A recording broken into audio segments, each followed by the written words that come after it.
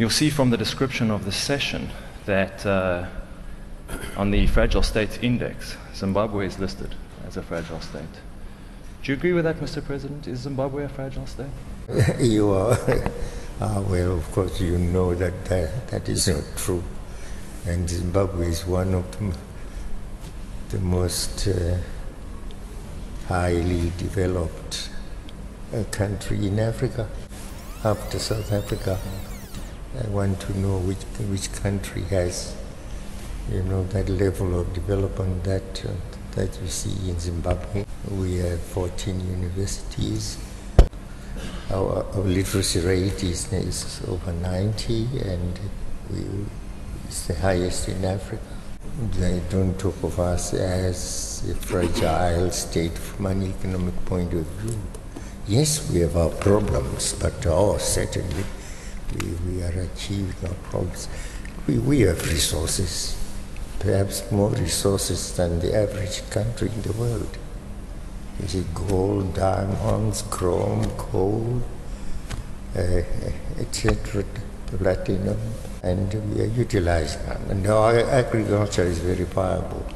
And this year, we'll have a bumper harvest. It's not just maize, which is our food. It's cotton, it's tobacco, it's many other crops. And we are not a poor country, and we can't be a fragile country when we have these resources. But someone wants to call us fragile. They are free to do so. Do you think African leaders have done enough to address the issue of fragility in Africa and the devastating impact it's had on Africans?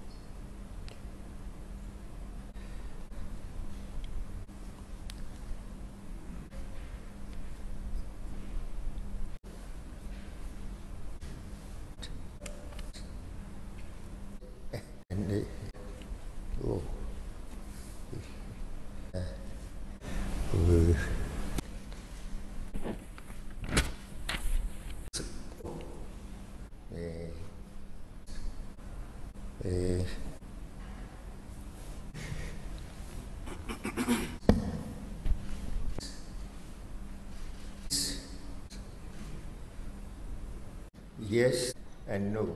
Population of youth, both girls and boys, is rising. We need more investment, and that investment should have come long ago, which is caused by Muslim friends. Islam has split itself so much so that one doesn't know where the splits will end, and the splits are not like splits in the Christian churches. You're getting lots of small churches starting, but that doesn't lead to violence. In the Islamic world, you talk of ISIS, you talk of ICAL, and so on, and various groups. And it would appear that the belief is that the more violence you exert on the population, then the greater the population listens to you and joins your side of religion. And that is a dangerous one.